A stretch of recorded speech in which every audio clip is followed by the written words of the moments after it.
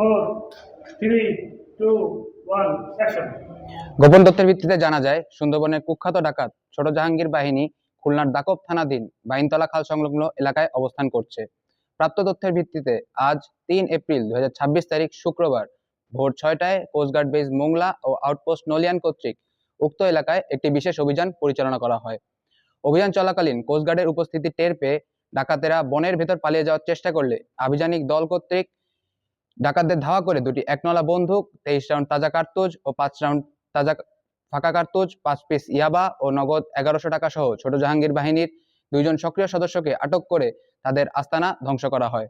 আটককৃত ডাকাত মোহাম্মদ সোহাগ হাওলাদার বাগেরহাটের শরণখোলা এবং বাবুল থানা খুলনার পাইকগাছা থানার বাসিন্দা।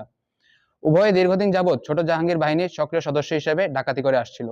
অপরদিকে আরও একটি গোপন তথ্যের ভিত্তিতে জানা যায়, গত ৩১ মার্চ ২০২৬ তারিখ মঙ্গলবার সুন্দরবনের দুর্ধর্ষ ডাকাত জোনাব বাহিনীর সদস্যরা সাতক্ষীরার শ্যামনগর থানাধীন হোগলভরা খাল সংলগ্ন এলাকা হতে একটি নৌকাসহ তিনজন জেলেকে আটক করে জিম্মি করে মুক্তিপণ দাবি করেছে।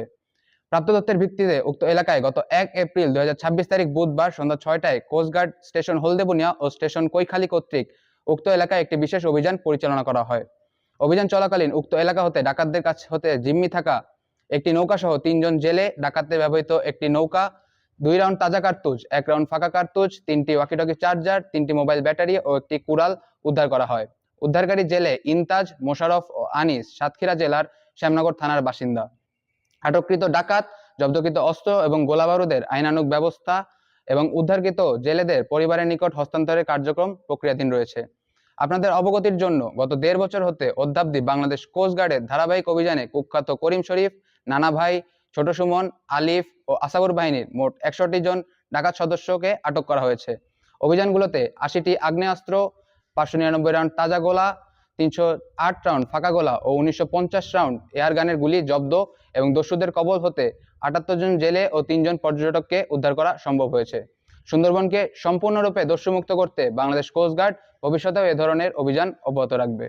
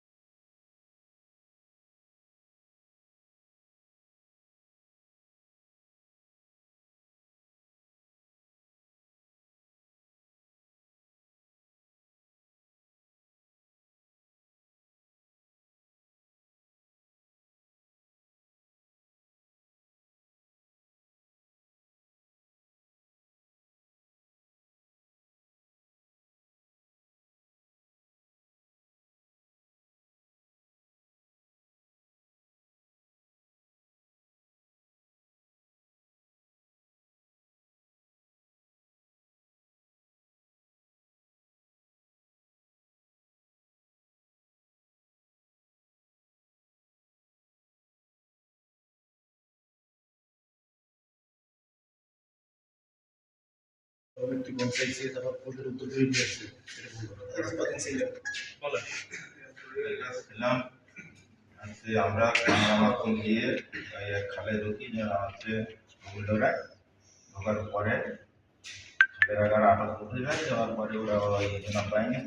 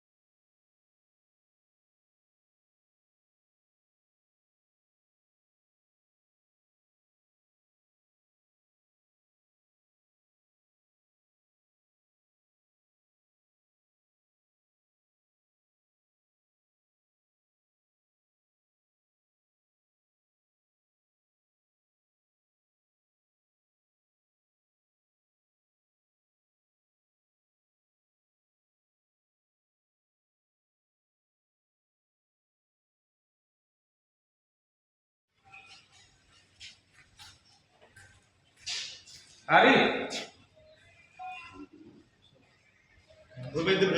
মাথায় দেন।